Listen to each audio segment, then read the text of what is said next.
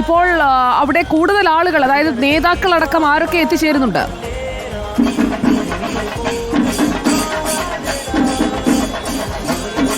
സുജയ, വലിയ ആൾക്കൂട്ടം തന്നെയാണ് NDAയുടെ കുട്ടിക്കലാശ വേദിയിലേക്ക് എത്തുന്നത്. ഇവിടെയുള്ള ജില്ലാ നേതാക്കൾ, അതോടൊപ്പം സംസ്ഥാനത്തെ PM നാരായണൻ നമ്പൂതിരി അടക്കമുള്ള നേതാക്കൾ, യുവമോർച്ചയുടെ നേതാക്കൾ, ഇവരെല്ലാവരും ഈ ആൾക്കൂട്ടത്തിന് അങ്ങേ അറ്റത്ത് സ്ഥാനാർത്ഥിയെ സ്വീകരിക്കാൻ നിൽക്കുകയാണ്. ഇപ്പോൾ ഇതിൻ്റെ അവസാന പോയിന്റിലാണ് നമ്മളുള്ളത്. ഇവിടെ കുട്ടിക്കലാശം ദൃശ്യങ്ങളിൽ കാണാമെന്നാണ് ഞാൻ മനസ്സിലാക്കുന്നത്.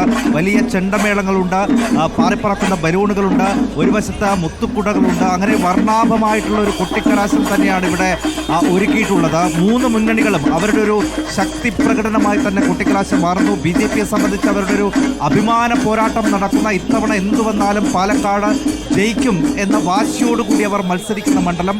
ഈ പ്രചാരണ സമയത്ത് നമ്മൾ കണ്ട എല്ലാ വീറും വാശിയും ഈ പ്രചാരണത്തിൻ്റെ കുട്ടിക്കലാശത്തിൻ്റെ അവസാന സമയത്തും നമ്മൾ കാണുന്നു. നിരവധിയായിട്ടുള്ള വനിതാ പ്രവർത്തകരെത്തിയിട്ടുണ്ട്.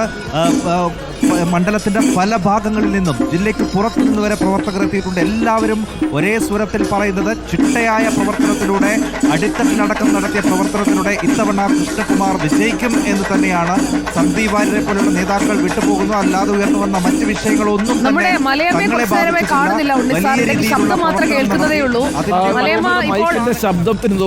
അതെ അതെ അതെ അത് മലയമ്മ പരിഹരിച്ചോ? മലയമ്മയുടെ ഫാൻസ് ഒക്കെ കാത്തിരിക്കുന്നു. ആ പ്രശ്നം ഞാൻ പരിഹരിച്ചുകൊണ്ടിരിക്കുകയാണ്. ഇപ്പം ഓഡിയോ അവിടെ അവൈലബിൾ ആയിരിക്കും. അതായത് നമ്മളെ രണ്ട് വാഹനത്തിലായതിൻ്റെ ഒരു പ്രശ്നമായിരുന്നു. ആ പ്രശ്നം നമ്മൾ ഏറെക്കുറെ പരിഹരിച്ചു കഴിഞ്ഞു. ഞങ്ങൾ രണ്ടുപേരും ഒരേ വാഹനത്തിലേക്ക് ഇതിനോടൊപ്പം എത്തിക്കഴിഞ്ഞിട്ടുണ്ട്. ഇപ്പോൾ കൃഷ്ണകുമാരൻ യാത്ര ചെയ്യുന്ന ആ വാഹനത്തിലേക്ക് തന്നെ നമ്മൾ എത്തിയിട്ടുണ്ട്. വീഡിയോ ജേർണലിസ്റ്റ് അതുലാണുള്ളത്. കൃഷ്ണകുമാരേട്ടാ, ഗേറ്റ് അടവാണെന്ന് തോന്നുന്നു. റെയിൽവേ ഗേറ്റ് അടച്ചിരിക്കും. ഗേറ്റ് അടവാണ്. അപ്പം ഇനിയിപ്പോൾ അവിടെ എത്താൻ സമയം വൈകുന്ന സാഹചര്യം ഉണ്ടാവും? ഇല്ല, നേരത്തെ നിശ്ചയിച്ച റൂട്ടിൽ നിന്ന് ആ റൂട്ട് കട്ട് ചെയ്യേണ്ടി വരും.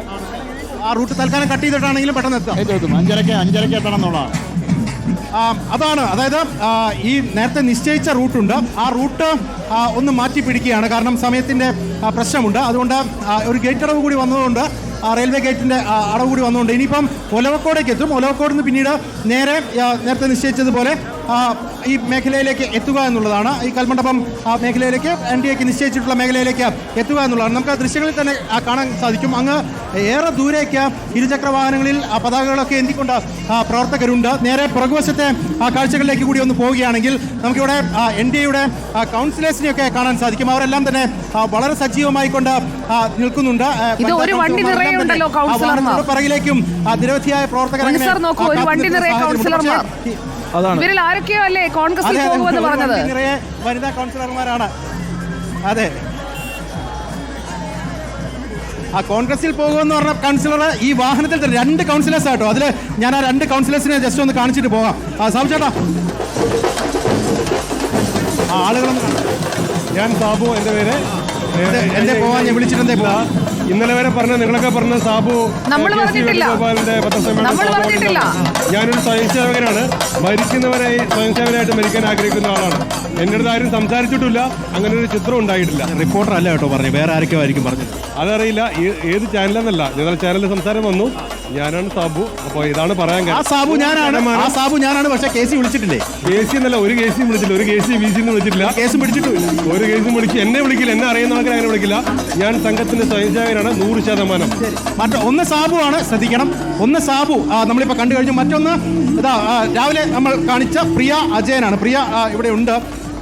പ്രിയ, ഈ രണ്ട് പേര് കേസി കൊണ്ടുപോയി എന്ന് പറഞ്ഞല്ലേ? ഒരാളെ ഞാൻ കാണിച്ചു, സാബു.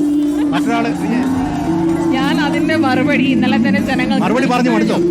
പിന്നെ തീർച്ചയായും, കാരണം അതൊരു അഭ്യൂഹം. ആരും വിളിച്ചിട്ടില്ല, ഇനി അങ്ങനെ വിളിച്ചാൽ പോകത്തുമില്ല. കൗൺസിലേഴ്സ് അവരൊക്കെ നേരത്തെ അവിടെ കൃഷ്ണാസേട്ടാ നേരത്തെ കേസ് വിളിച്ചു എന്ന് പറഞ്ഞ 2 പേരെ ഇപ്പൊ കാണിച്ചു കൊടുത്തു. ഇനിയിപ്പം നമ്മുടെ ആ വാഹനത്തിൽ കുറച്ച് വനിതാ കൗൺസിലേഴ്സിനെ കൂടി കൊണ്ടുവരും. അതായത് കോൺഗ്രസിന് BJPയുടെ കൗൺസിലർമാരെ സ്വപ്നം കാണാമെന്ന് മാത്രമേ ഉള്ളൂ. ഒരു കുട്ടി പോലും കോൺഗ്രസിൽ പോകില്ല എന്ന് മാത്രമല്ല, അവരെന്തെങ്കിലും അവർ സ്വപ്നം കാണുന്നുണ്ടെങ്കിൽ അത് സ്വപ്നമായിട്ട് അവശേഷിക്കുന്ന മാത്രമേ. മന്ത്രി രാജേഷ് പറഞ്ഞേ BJPയോട് അപ്രസക്താന്ന് ആണോ? അപ്രസക്തമായിട്ടുള്ള ആളുകൾക്ക് ചിഹ്നം പോലുമില്ല. ഞാൻ മനസ്സിലാക്കുന്നത് ഒരു ദിവസം ബ്രാഞ്ച് സെക്രട്ടറിമാർക്കും അതുപോലെ തന്നെ ലോക്കൽ സെക്രട്ടറിമാർക്കും ട്യൂഷനായിരുന്നു പാർട്ടി ഓഫീസിൽ. പോകരുതെന്നാണ്. അല്ല, അതായത് ചിഹ്നം പഠിപ്പിച്ചു കൊടുക്കാൻ, ഈ സെറ്റോസ്കോപ്പ് എന്ന് പഠിപ്പിച്ചു കൊടുക്കാൻ ഒരു ദിവസം എടുത്തു. എന്നിട്ടും അവർക്ക് പറയാൻ കിട്ടുന്നില്ല. എന്താ ആ പാവങ്ങൾ ഇപ്പൊ പറയുന്നത് കഴുത്തിലെ പാമ്പ്, കഴുത്തിലെ കുഴല് എന്ന് പറഞ്ഞ് താഴെ തട്ടിൽ പോയി പഠിപ്പിച്ചു കൊടുക്കുകയാണ്. ഈ അവസാന നിമിഷത്തിൽ LDF കാൻഡിഡേറ്റിന്റെ ചിഹ്നത്തെ കുറിച്ച് കൃഷ്ണദാസേട്ടൻ വളരെ സരസമായി അങ്ങനെ കൃഷ്ണദാസേട്ടൻ കളിയാക്കാൻ പാടില്ല.